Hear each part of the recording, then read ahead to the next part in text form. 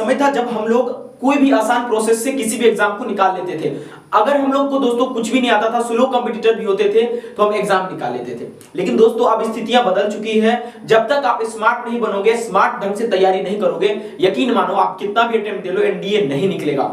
तो दोस्तों आज की इस वीडियो में मैं आपसे बताऊंगा कि किस तरह से आप अपने प्रतिभागी को, अपने दोस्तों को, जो आपके कंपटीटर हैं, उनको पीछे छोड़ देंगे इस वीडियो को देखने के बाद। मतलब कि इस वीडियो में मैं आपको वो ऐसा राज बताऊंगा, ऐसा मिस्ट्री में आपको बताऊंगा, अगर वो आप अप्लाई करते हैं अपने तैयारी में, यकीन मानिए आप इंडिया एग्जाम में स्कोर ही नहीं करेंगे बल्कि बहुत ही अच्छा मार्क्स लाएंगे। तो चलिए दोस्तों इस वीडियो को शुरू करते हैं और अंत तक देखते हैं क्या इसमें जरूरी बातें। दोस्तों तो वीडियो को स्किप मत कीजिएगा, वीडियो को अंत तक देखिएगा। दोस्तों आज का हमारा टॉपिक है कि एनडीए केवल पढ़कर निकाल लोगे, संभव ही नहीं है। जी हाँ दोस्तों, आप ये सोच रहे हो कि हम एनडीए के लिए केवल पढ़ते जाए और निकल जाएगा। तो दोस्तों इस तरह की विडंबनाएं, इस तरह की जो आपकी उधेड़-बुन है, उसमें आप नहीं रहे। आप मेरी बातों को सुने और इस तरह से अपने आप को ढाल ले, यकीन मानिए आप एनडीए आराम से क्रैक कर लेंगे। पिछले सारे मिस्टेक्स को आप अमेंड कर लीजिए दोस्तों। तो दोस्तों अब मैं आपसे चर्चा करता हूं कि हमारे आसपास में कितने तरह के लोग रहते हैं। दोस्तों अगर मैं कैटेगरी में बांटने की कोशिश करूं तो तैयारी 3 प्रकार के लोग करते हैं। पहले प्रकार को हम स्टूडेंट कहते हैं, दूसरे प्रकार को हम डिसाइपल कहते हैं, तीसरे प्रकार को हम ओनली दोस्तों कंपटीटर कहते हैं। कंपटीटर का दोस्तों 100% जीतने का चांस रहता है, लेकिन जब स्टूडेंट और डिसाइपल इनकी विनिंग कैपेसिटी कम होती है। दोस्तों स्टूडेंट को एक्सपीरियंस्ड कहते हैं, डिसाइपल को दोस्तों नॉविस कहते हैं, लेकिन दोस्तों कंपटीटर को सबका बाप कहते हैं। ठीक है, तो चलिए आखिर हम किस तरह से कंपटीटर बन जाएंगे और किस तरह से स्कोर कर लेंगे। दोस्तों आपको स्टूडेंट बन के तैयारी नहीं करनी है, नहीं आपको शिष्य बन के तैयारी करनी है। आपको तैयारी कैसे करना है? तो कंपटीटर बन के, क्योंकि दोस्तों आप एक ऐसा एग्जाम देने जा रहे हैं जहां पर आप प्रतिस्पर्धा किसी से करेंगे, किसी से आप रेस लगाएंगे और उसे पीछे छोड़कर आप इस एग्जाम को निकालेंगे। तो कैसे हम कंपटीटर बनकर इस एग्जाम को क्रैक कर सकते हैं, उसी स्ट्रेटेजी को देखेंगे। बिल्कुल अंत तक देखना आवश्यक है। दोस्तों हम किसी भी रेस में इसलिए भाग लेते हैं कि हमें उसमें जीतना है। कंपटीटर का मेन फोकस होता है हम हमेशा जीतता है या जीतने के लिए वो काम करता है।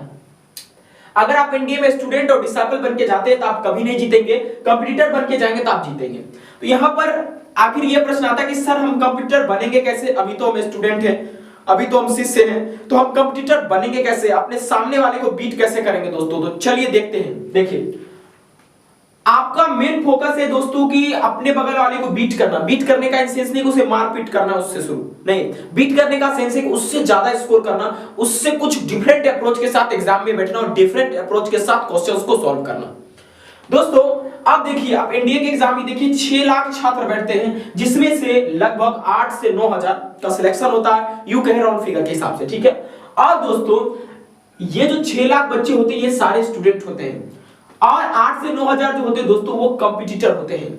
अब चलिए मैं आपको बताता हूं कि आप कैसे कंपटीटर बन सकते हैं। दोस्तों कंपटीटर कैसे बनेंगे ताकि हमारा एनडीए का एग्जाम निकल जाएगा। देखिए दोस्तों कंपटीटर 2 तरह का होता है। एक स्टूडेंट ही आगे चल के कंपटीटर बनता है अगर उसको सही से ट्रेन किया जाए तो।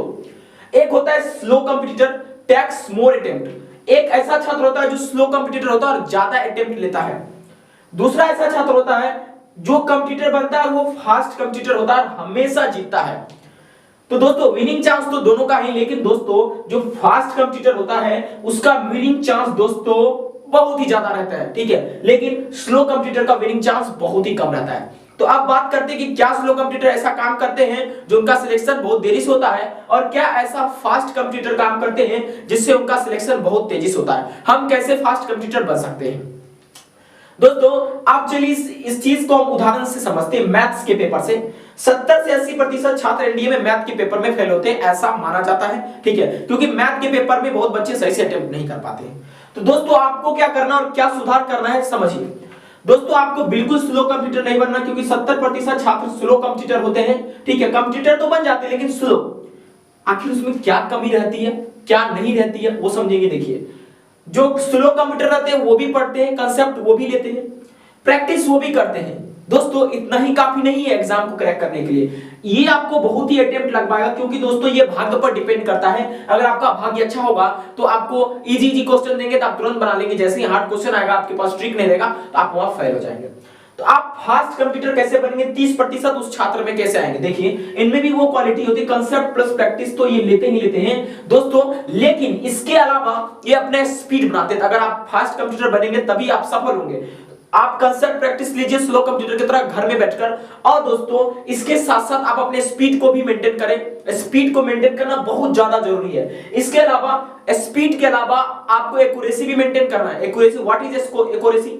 एक्यूरेसी का मतलब ये हुआ कि आप कितना चीजों को सही कर पा रहे हैं। अगर 50 क्वेश्चन अटेम्प्ट कर रहे हैं तो आप उसमें 30 सही कर रहे हैं और 2-3 गलत कर रहे हैं, तो आप में एक्यूरेसी बहुत ज्यादा है। लेकिन आप 50 क्वेश्चन में 30 क्वेश्चन अटेम्प्ट कर रहे हैं, 15 गलत कर रहे हैं, तो यकीन मानिए आप स्लो कंप्यूटर के लिस्ट में आ रहे हैं, आपका सिलेक्शन का चांस घट जाएगा।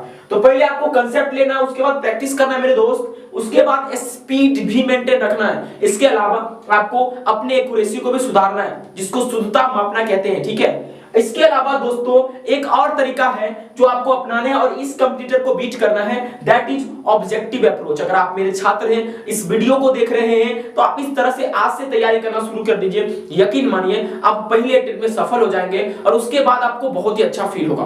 तो दोस्तों इसके अलावा आपको ऑब्जेक्टिव अप्रोच भी अपनाना है। चलिए हम सब इस चीज को और डिटेल में समझते हैं।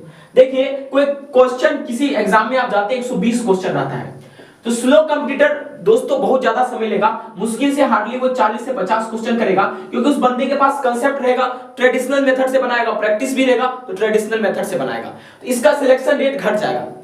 मुश्किल से 30-40 जाते जाते बस ओवरटेक, और उसमें से भी बहुत सारा गलती होने का चांस है, ठीक है। लेकिन जो फास्ट कंप्यूटर रहेंगे उनके पास दोस्तों कंसेप्ट भी रहेगा, प्रैक्टिस भी रहेगा, स्पीड भी रहेगा, एक्यूरेसी भी रहेगा और ऑब्जेक्टिव अप्रोच भी रहेगा।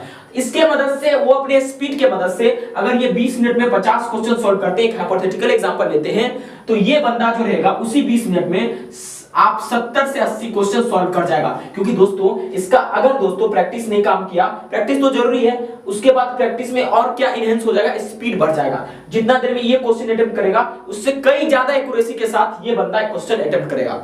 तो मैं आप लोगों से ये गुजारिश करता हूं कि प्लीज आप स्लो कंप्यूटर बनके तैयारी ना करें, ये सारा चीज आपको कोई नहीं बताएंगे। मैं जो बता रहा हूं ये ट्रेडिशनल तरीका भूल जाओ। अब कंपटीशन बहुत हाई हो गया है, अगर कंसेप्ट प्लस प्रैक्टिस केवल करोगे तो आपका सिलेक्शन नहीं होगा। दोस्तों स्पीड जो कंप्यूटर होते हैं, जो दोस्तों बहुत फास्ट कैलकुलेशन करते हैं, उसमें एक बहुत अच्छा गुण होता है, वो गुण आपको सीखना है, वो होता है दोस्तों मॉक टेस्ट। ये मॉक टेस्ट क्या होता है दोस्तों? मॉक टेस्ट कहने का मतलब ये दोस्तों कि आप बहुत अच्छा से तैयारी कर लिया, आपके पास सब गुण आ गया, कंसेप्ट, प्रैक्टिस, स्पीड, एक्यूरेसी वगैरह वगैरह वगैरह, लेकिन दोस्तों आपने कभी ये आंका है कि आपके दिमाग के अंदर में क्या चीज है, क्या नहीं चल रहा है, दिमाग ने कितनी चीजों को ऑब्जर्व किया और कितनी चीजों को नहीं ऑब्जर्व किया? नेवर। तो इसे मापने के लिए you will have to give mock test. Mock test will tell you how much attempt you will take, how much question you will take in your examination, which type of concept you have covered or not, आपने किस किस concept को cover किया क्या नहीं किया है, ये आपके मॉक टेस्ट दे देंगे। मॉक टेस्ट देने के बाद ऑनेस्टली आपको रिव्यू करना है, उसके बाद उन टॉपिक पर और ज्यादा वर्क करना है दोस्तों। तो इस तरह से आप ये 6 लाख बच्चे में से आप निकल कर आप उन तमाम छात्रों में आ जाएंगे जिनका हर बार सिलेक्शन होता है और आपका भी सिलेक्शन होगा।